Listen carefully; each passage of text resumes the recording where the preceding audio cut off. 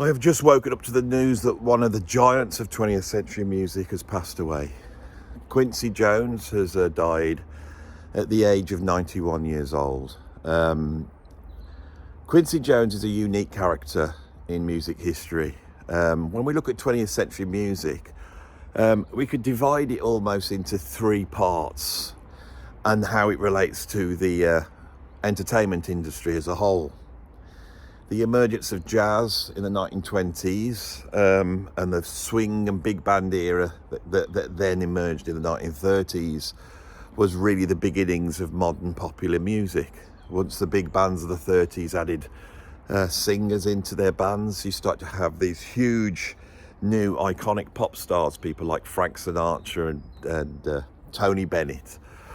And these characters were linked to the film industry. The Hollywood film industry defined the music industry until rock and roll and rock came along. Now, the interesting thing about Quincy Jones is that he was born in 1933, and he was originally a trumpet player. And I suppose when he was 15 years old, when would that be in the late 40s, his obvious route to being a musician was to go into the swing bands and the big bands, rhythm and blues bands. What's very interesting is when he was 13 years old, he chummed up with an aspiring pianist and singer called Ray Charles. In fact, at that age, Ray Charles, when he was 15 years old, introduced Quincy Jones to heroin, which he was addicted to for a number of months. But we can see that the fact that Quincy was a contemporary of Ray Charles, we see him going into a certain music industry which is linked into jazz and swing and the entertainment industry. His first big gig, I suppose, was with Lionel Hampton. Now, Lionel Hampton was a vibist with Benny Goodman, and he was like a stalwart of that 1930s swing era. So when we look at the beginning of Quincy Jones's career, he's linked really pretty much to the beginnings of 20th century popular music.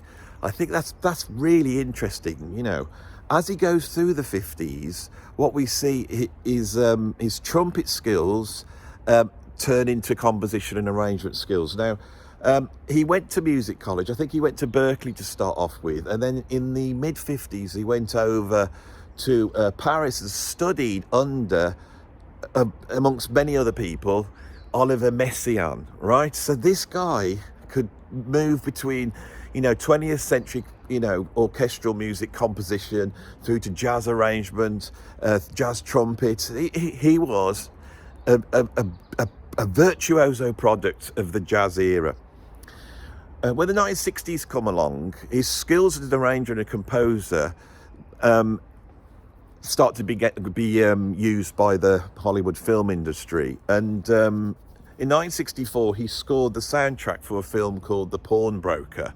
Now, The Pawnbroker was quite a groundbreaking film at the time. And from there, he then went on to produce the film scores for some classic films, including In the Heat of the Night with Sidney Poitier and The Italian Job. He also did a number of albums, and his sort of tribute to the bossa nova craze that he made in the 1960s, the theme to that was eventually used as the theme to the Austin Powers films, and is a very famous tune. Quincy Jones is absolutely everywhere. When we look at 20th century music, he seems to have touched every aspect of it. In the 1970s, of course, his film composition career and arrangement career led him to get involved with a film called The Wiz, which featured Diana Ross and Michael Jackson.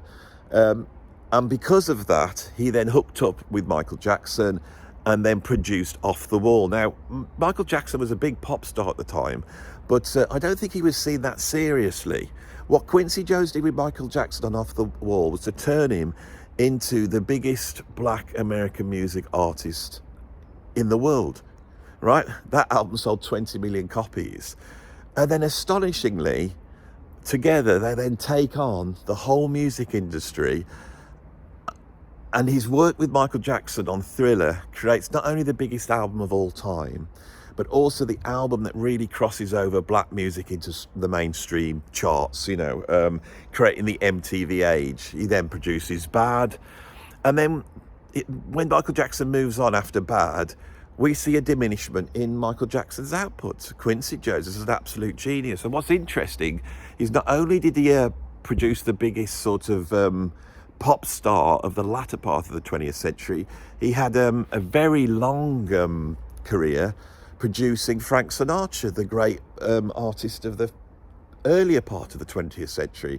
His achievements are astonishing. Within this, relative to this channel, he also worked with a lot of jazz artists. Too many to mention here in terms of a producer, but I would want to give a shout out for his production on Gimme the Night by George Benson, again, which helped propel George Benson to sort of superstardom. Quincy Jones had an ability to understand jazz, to understand Black American music, to understand Hollywood and films, understand American popular music forms, rhythm and blues, all that type of thing. And he was able to weave all that together and turn it into a huge success. When we say huge success, what Quincy Jones achieved was to take popular music and create the biggest and best popular music. I think even though we couldn't calculate the amount of albums that he sold, but in his career, I don't think he's almost like defined 20th century music. And what I find fascinating when I look back, especially with what I do on my channel here, is this idea of trying to weave these things together, trying to explain how jazz and blues influences pop music, how, you know, virtuoso musicians, jazz musicians relate to popular music and how these things cross over. Quincy Jones is a brilliant example of this. I can remember it was probably in the late 80s, early 90s when he brought out a solo album called Q. And on that album, he did a version of Birdland, which I think had Joe Zawinul on it. I think it may have had Shaka Khan, I can't quite remember. But what was really interesting to me was that an artist that was so huge, that was involved in the biggest band in the world, when he had the chance to showcase what he was interested in, he went to the jazz fusion, because we know he was a product of that. He acted in films, he was involved in the production of films, he produced The Colour Purple, with Steven Spielberg. It's really hard for me to get, an angle around what this guy did in the 20th century. He seems to have been a fighter. He, in 1974, he had a brain aneurysm, which is a thing my mom had, and I know what that's like. And when my mom had it, she had the operation. She never really got back to who she was. She never worked again. Quincy Jones had that 50 years ago, and yet he has soldiered on to the grand old age of 91. And to me, I almost felt like the guy would never go. He was strong as an ox, a power, a power within the music industry, quite incredible. Now, my interest in Quincy Jones started up in 1983, when he was 50, which seems like an age ago, And when he was 50, they made a documentary, which was like a tribute to him. And I remember recording this on video because of two reasons. One, Herbie Hancock was in there, and I think Herbie Hancock had a new synthesizer. It might have been a Synclavier or Fairlight or something like that, and he demos it much to the light of Quincy Jones, who stops watching him. And also on that documentary, John McLaughlin comes and pays tribute to Quincy Jones. So that was at a young age. I was 15 when I saw that. I suddenly realised, who's this guy? I thought he was just like this bloke who worked with Michael Jackson. But watching the documentary, you started to realise not only was he so ingrained within 20th century American popular music and jazz, but also his upbringing in Chicago. He was surrounded by crime. He was surrounded by a certain urban, maliciousness almost, that he was able to rise above. And I think he told some quite horrific stories. And this is a guy that, grew up in a incredibly racist time in America.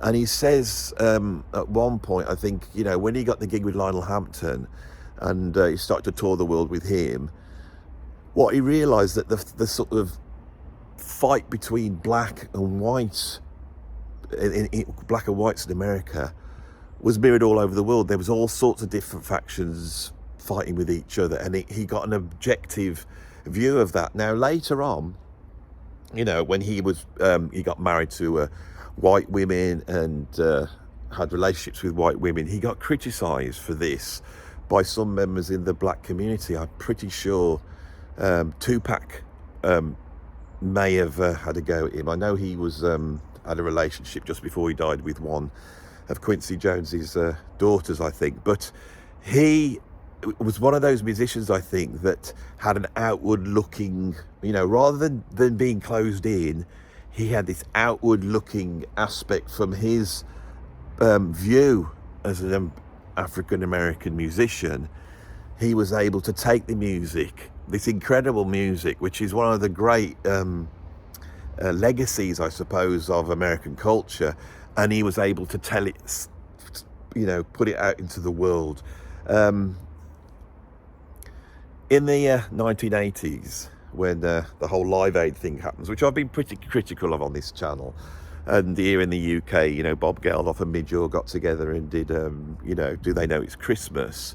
You know, once that idea was caught on, they need to go to someone to get together the American stars to do a similar single. And that means pulling together people like Michael Jackson and Diana Ross, you know, the total legends.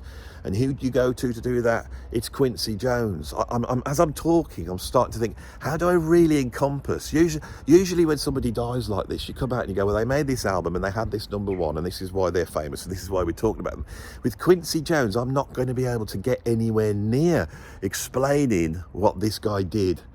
So yeah, it's 91 years old. Don't know what he's died of. He had a good innings. You know, he seemed to be pretty active right up until the end. The last thing I noticed that he was doing was he was championing J.P. Collier and then became a mentor for him, which I think is incredible that a guy that was in his late 80s, early 90s was still out there spotting young talent and working and developing them. What a man. What a man. Don't know what else I can say. I can't really put into words how great this guy was. And underneath it all, I think what supported it was, in the end, he was a brilliant musician. And this is why musicians count.